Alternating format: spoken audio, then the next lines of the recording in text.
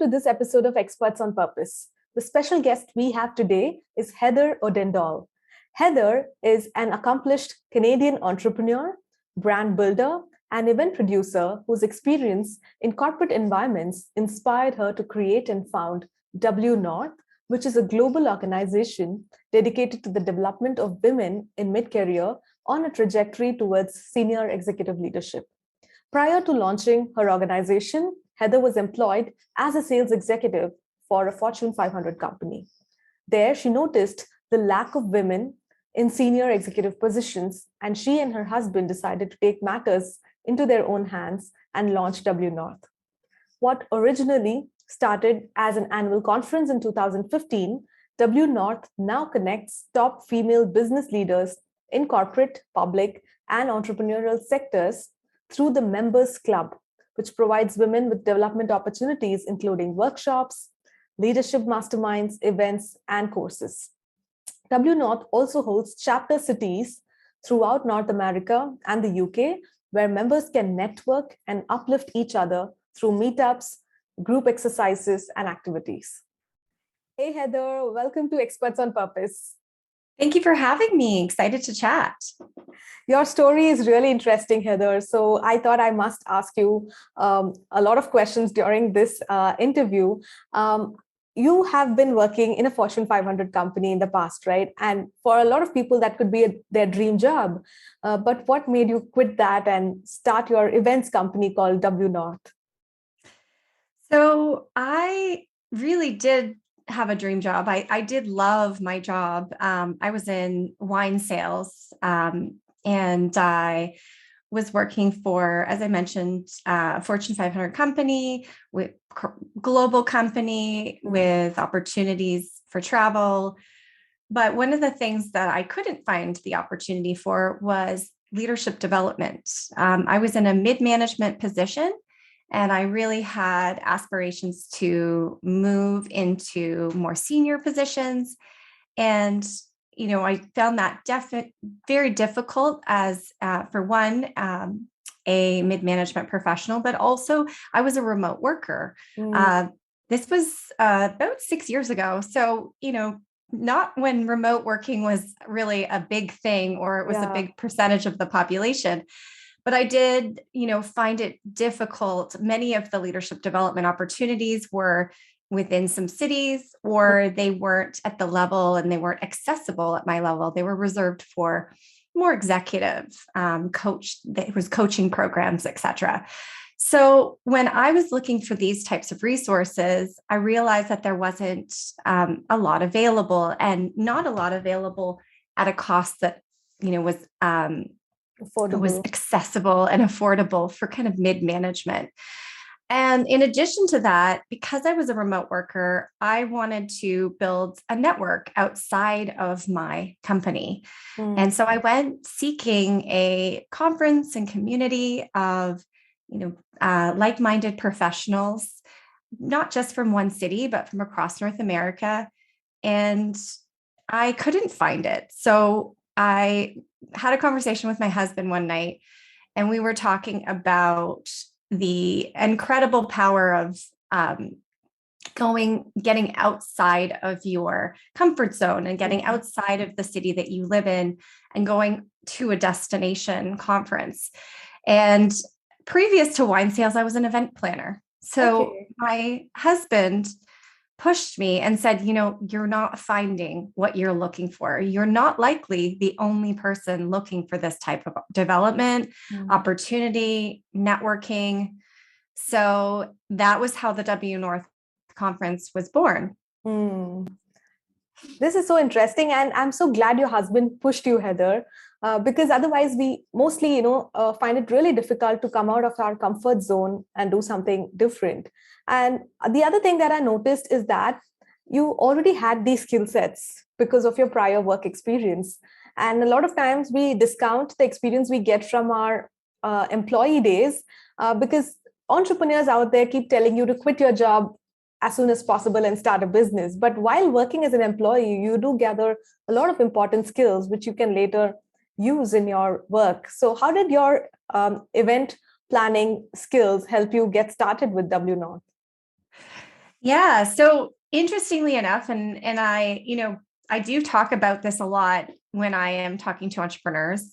I don't necessarily recommend quitting your job cold Mm, turkey. I started W North in 2015. I didn't quit my job until late 2017. mm, So, it was built and developed as a side hustle. And, we didn't know what it was going to look like. Initially, it was a once a year conference. And it was actually in 2017. I had had a baby in mm, 2016. And in Canada, we have an incredibly supportive government for a 1 year maternity leave. And I came back from that maternity leave. I worked for 7 months. I was working full time and running W North. And at that point, I realized that I couldn't do both. yeah. One was, the W North conference was really taking off. And there were other aspects that really needed, people were looking for, which is when we launched our membership in 2018. So, in terms of the skills that I gained in sort of the early part of my career, the irony is that I started in events, and I really felt kind of 10 years in that events is it's a young person's game. I kind of wrote it off as I'm done with that. I'm Yeah. moving into sales. I'm going to be a director of sales. I'm going to move up the corporate ladder. And I still do have aspirations down the road to go back into corporate and corporate leadership. So, that is a big part of my passion. But I've been drawn to this purpose with W North and supporting women on their corporate leadership journey. And, now 7 years in, Mm, we've evolved the conference from just an annual event to an entire global membership community with 10 right. chapter cities and 1,000 members and growing. So there clearly is a need for this. And that's why I keep coming back to focusing on it and growing it despite the global Mm. pandemic and a number of other obstacles. Yeah, this is so wonderful. Uh, I feel, Heather, that whenever we go through a tough challenge in our life and we realize what the real problem is, that's when we discover our purpose and we want to solve that problem for many other people. So you felt somewhere stuck in your middle management role and you couldn't find the resources needed to upgrade yourself and move up the ladder. And that was probably the seed that helped you create W North, right? So you had the skills for sure because you had put up events in your previous career, but having your own event is very different from being an agency or a person who's doing it for others, right? So didn't you ever have that insecurity that, oh my god, what if I announce an event and nobody signs up or I don't get any sponsor? So what were the first few things you did for the first event that you put together? That's a great question. And I do like to be candid that the first one wasn't an overnight success. Mm, I mean, we had planned it for months, and we had we did have challenges because we were new to the market, and conferences are expensive, and there were a number of challenges. But and we didn't meet our revenue target that year. But what we did look at it was, this was our opportunity to tell the story moving forward. mm. So I like to say that our first conference was a glorified photo and video shoot, because it was, we had 120 women in the room. So that was a success. Yeah. But How did you bring those 120? I mean, hustle and network, and Yeah. a number of free invitations as well. Mm, We definitely we we worked 9 months to kind of yeah. get the first one up and running, and it was definitely a challenge. And interesting thing that happened that week, and was very exhausted by the time the event actually came, And I found out that week that that I was pregnant with my first child. Wow. And the overwhelm that hit me at that moment, where I realized that, especially after we executed it, had glowing reviews, and everyone asked me the question, what's the date next year? I can't wait. I had this moment of, how am I going to do this? We had a small team, like my husband, me, and a couple volunteers. And then it was like, okay, well, we've got to do this again. And I'll have a 3-month-old baby at that point. So it was at that moment that I turned to my community. And at that point, I reached out for help, because I recognized that I wouldn't be able to grow this. And many of those people that were on what was originally a volunteer committee are now paid contractors and staff that work on the event. Yeah, I think this is another powerful message that you shared, that when we get stuck, when we want to achieve big goals and we don't have the resources, just go ahead and ask for help, right? So did your community members agree, and that's how your team started to grow? Yeah, so it was interesting how I went about this, because I really wanted to celebrate the success of the first one, but also be very open and honest about the needs that I had. And so I actually hosted a long table dinner in my backyard. My husband did all the cooking. Wow. And we invited about 25 people that I knew locally were involved, or had been suppliers, had the skill sets, and worked for other organizations, tourism bodies, etc. And that's where, I shared that we need the support. And it wasn't just a one-on-one, it was almost an event to ask for that support. So, that was just the way that I did it, but everyone is different. But I always encourage people to reach out, especially if you have a purpose-driven organization that people really can get behind. True. I think a lot of times people hesitate to ask because they wouldn't have probably given anything first in the first place. But you have created an event, you've built a community, people knew the kind of value you were adding. So I think when you are in that kind of a position, it's a lot easier to ask for help because you've already given so much, right? Yes, exactly. Yeah. So after you decided, to quit the job and go full-time into WNORTH, were you continuing the annual seminar kind of a format, or what other kind of things did you started adding to this?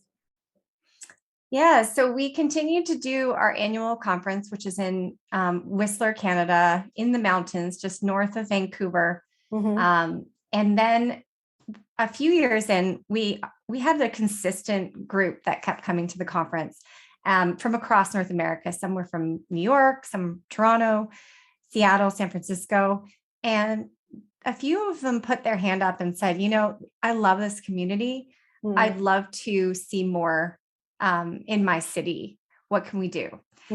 And so what had happened kind of organically was, we, as a marketing strategy, we'd actually started hosting these events called the WNORTH Connect Dinners. And we hosted them groups of 24 or less with a guest speaker. And that started to be our grassroots marketing initiative of spreading the word of the conference.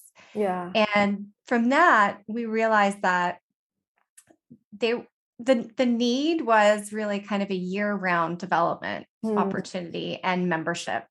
So in 2018, we launched the Members Club at WNORTH, which is a big part of what we do now. It's year-round online and in-person events and workshops, supporting women on their leadership journey, whatever that looks like, whether it is an entrepreneurial leadership or if it is a corporate professional leadership. And the chapter cities are led by women who are, in that exact same position. They're mid-career aspirations for C-suite. And, they really want to connect with other like-minded women. They work for organizations like Airbnb and Cisco and Shopify. And they really support us as boots on the ground in these cities.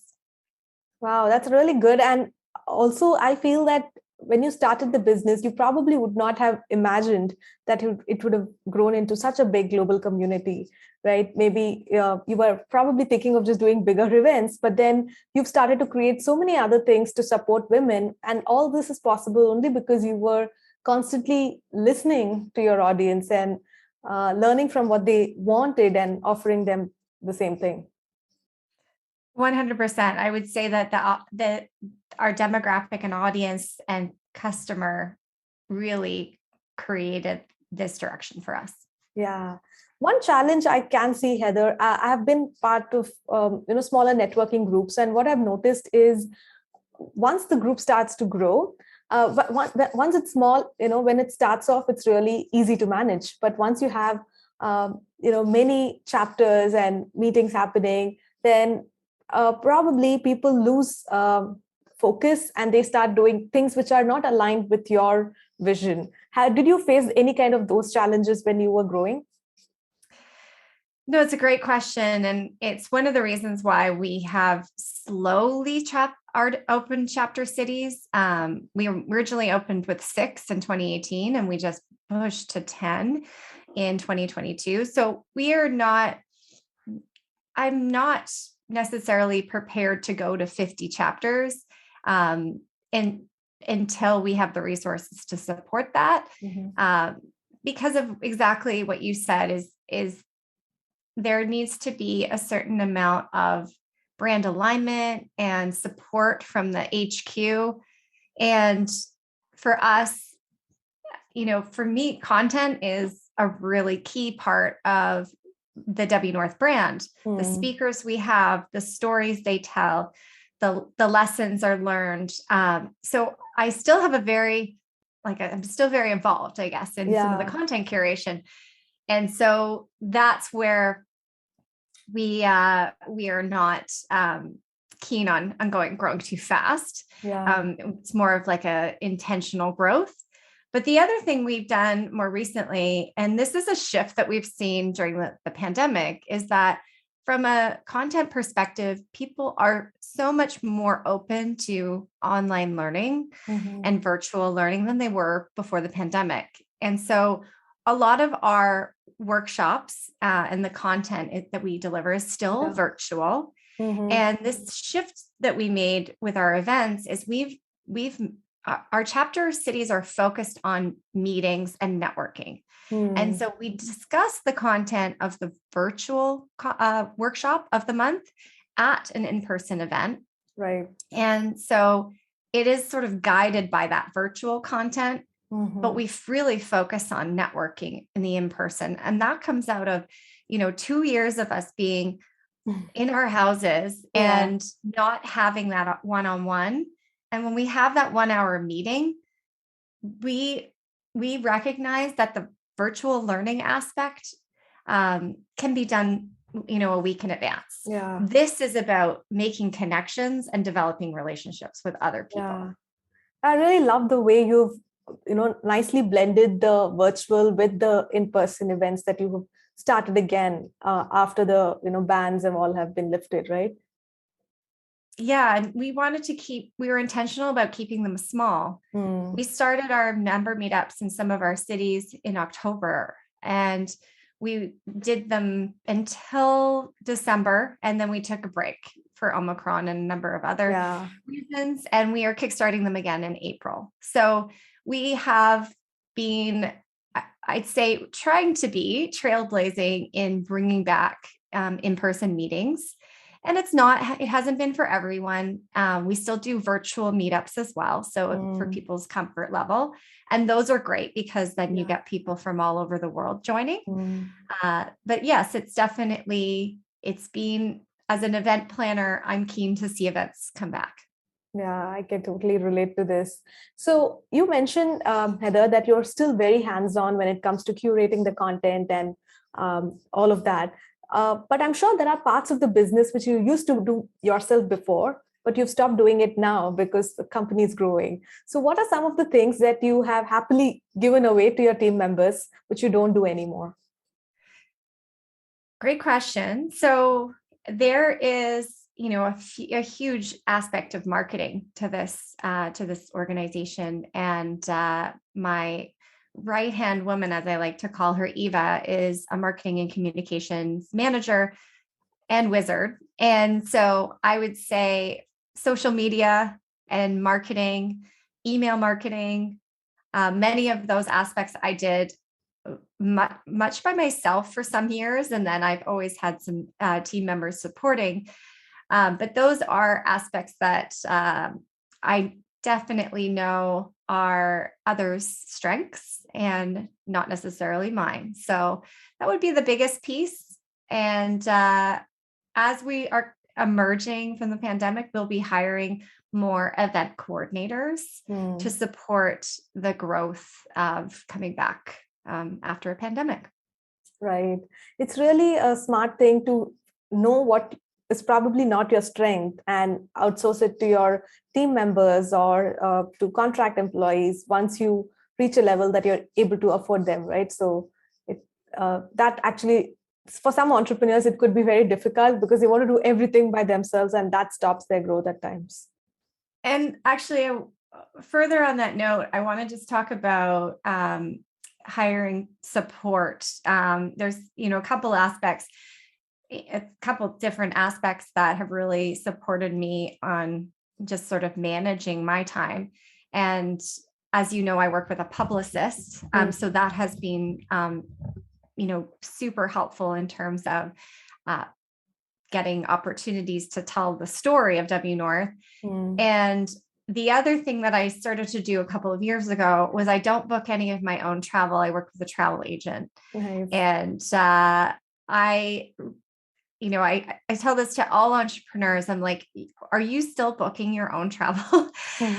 Because it is a time consuming, difficult to navigate, aspect of work. And as an entrepreneur, I believe it's something we can definitely outsource. And it's an industry that was very heavily affected by the pandemic. So I'm happy to engage people in the travel industry to help me get on my way.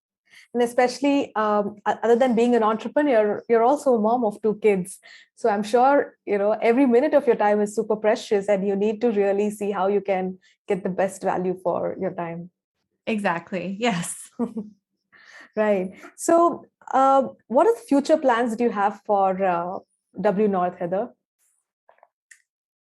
So the membership is a big focus and a big opportunity to grow in the cities that we're currently in.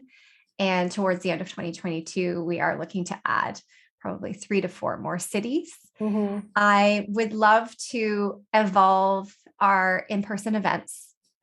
Before the pandemic, we were doing close to 40 in-person events, and we had marquee events in New York, London, Whistler, and Vancouver. So I would like to, bring back some of those events. There are organizations in the similar space that did not survive the pandemic. And so I do believe that there will be a big need, and people are already craving personal connection. Yeah. So there's that. And I think one of the other things that I started more recently over the pandemic was advocating for new ways of work for women. That we lost so many women to professional roles during the pandemic. And I think that not enough is being said about the way some roles are structured. Right. And, part-time roles or hybrid roles or job share, role shares, where 2 women could share a full-time position. These are all ways of the future of work. Right. And they're all ways that women can benefit. So I'd say that there's that as well. And then I would be remiss to say I would like to write a book.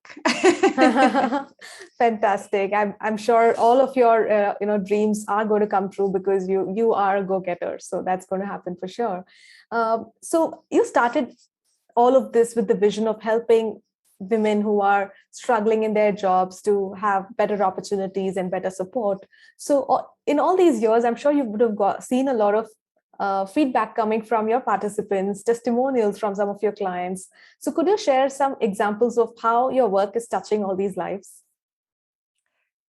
That's a great question. So one of the stories I will share is around a connection that was made in the WNORTH community at the conference specifically. So this was an attendee that had been attending for a number of years, and over those years had developed a relationship with another leader of a nonprofit organization. And I know from personal interaction with the attendee that she was really struggling in her role and looking to find purpose. And I found out 6 months after one of the most recent conferences that she had gone and joined this organization, and in kind of a fairly senior leadership position. And, she sent me a note that really outlined how she slowly developed this relationship with the senior leader. And it was that consistent connection through member meetings and through in-person conference experiences that she was able to not only have that transition and get that job, but also to kind of leapfrog into a more senior position than she may have otherwise. And that's, an important story about the blend of levels of leadership that we attract at WNORTH.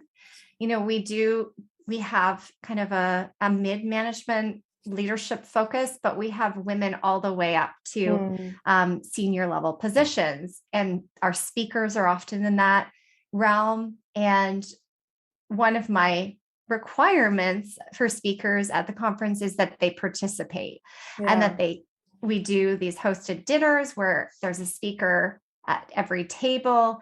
And so there are these relationships built with senior level women, and that mentorship kind of happens naturally.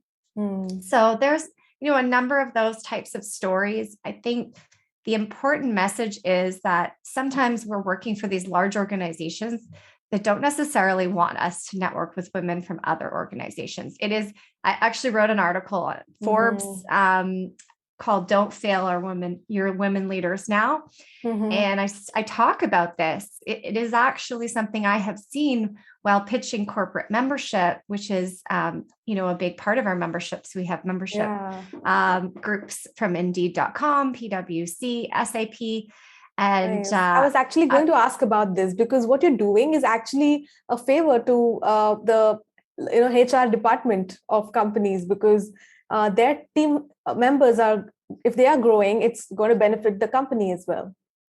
Totally. And, these organizations that have partnered with WNORTH are progressive, and they recognize the importance of cross community, cross industry, and cross company networking.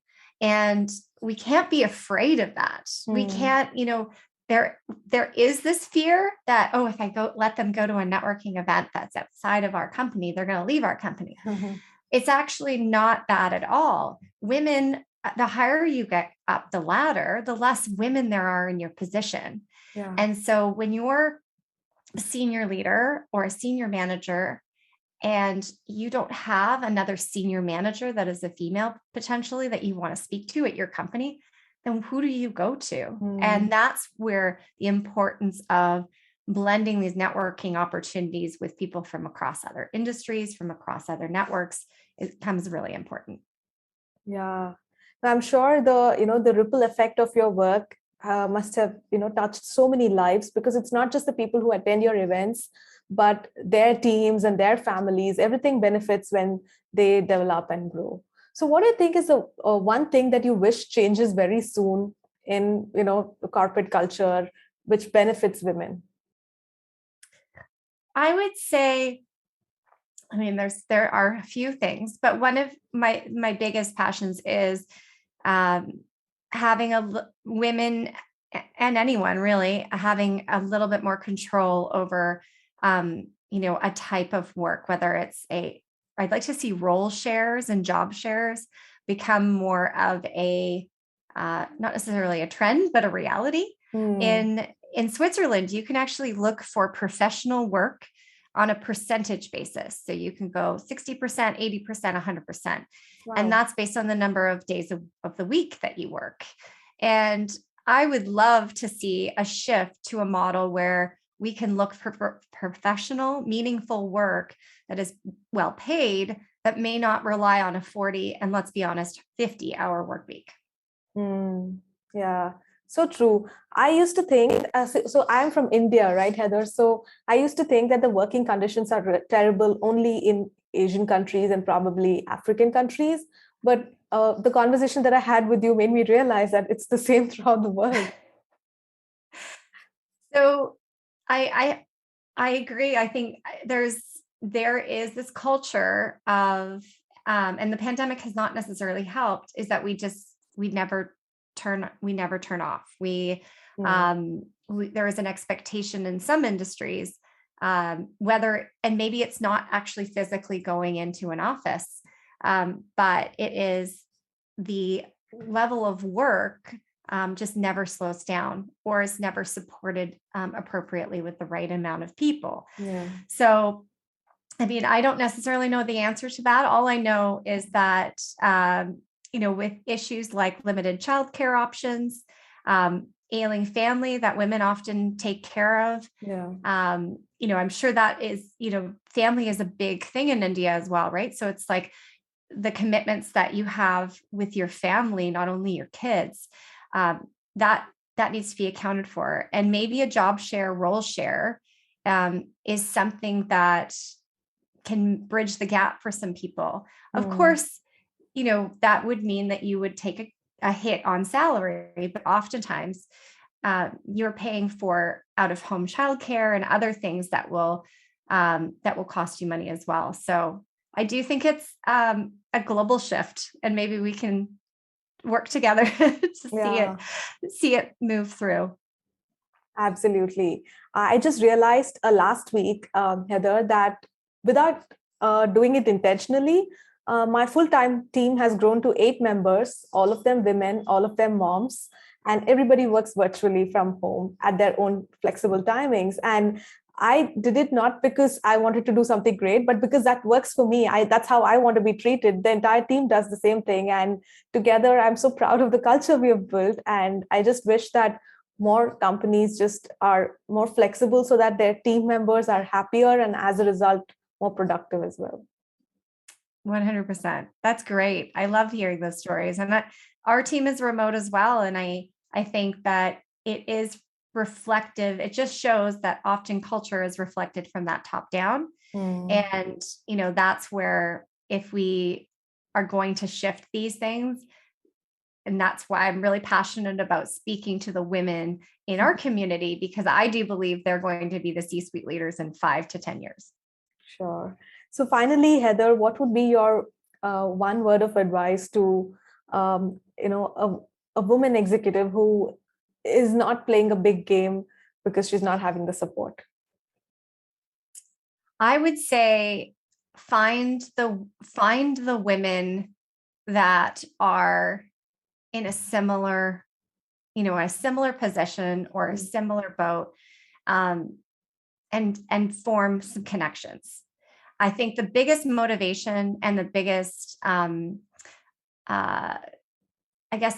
motivation to keep going and to aspire to greater things is when you can align with someone in a similar position and really connect with them. So whether that's a mentorship relationship or a peer mentorship relationship where it's group coaching, whatever that may be. Yeah, some form of connection. Some form of connection of somebody who's living through a similar life stage and career stage as yourself. Yeah. And what would you tell that woman who has identified a problem in her industry, just like how you did, but is really wondering, should they take up that role of solving that problem and start a business, or should they just go ahead and continue with their career and job? If they have to make a choice and it's a very tough decision, what would be your advice to somebody like that? So I would say do your research. Entrepreneurship is not for everybody. It is somewhat highly unstable. It is not for the faint at heart. And if it is, a problem that needs to be solved, take a look and first of all, ensure that there isn't someone already working on trying to solve that problem. And if there is, then maybe there's a way that you can contribute to that. Maybe there's an opportunity to volunteer for that organization or take a part-time role. Again, going back to my original message, don't quit your day job right away, especially in this current market. It is a challenging time to be an entrepreneur, and it still is, as we emerge out of this pandemic. So do as I did and start small and maybe as a side hustle and see how it goes and listen to your audience. Yeah. Thank you for sharing that wonderful piece of advice, Heather. So where can people find out more about you and your events? Yes. Our website is a great resource, WNORTHconnect.com. And there you'll find out about our conference, which is virtual and in person, our memberships, our leadership mastermind circles, which are part of the membership, and a number of virtual events that we have coming up as well. Awesome. I'll have all the links right below in the show notes. Before you leave, I'm just curious to know, how did you decide on the name of your company? That's a great question. I get asked a lot. It's the WNORTH represents women. Some people think it represents Whistler because that's where our conference is, but it's women. And the North is not actually because we're in Canada. It is about the upward trajectory and the vision towards kind of your North Star and having women rise. And our logo is kind of like a mountain as well. So we always kind of look to the North in terms of like finding that right direction. Wow, very well thought of name and very inspiring story as well, Heather. Thank you so much for being a part of Experts on Purpose. It's a pleasure having this conversation with you. Thank you so much for having me. What a joy.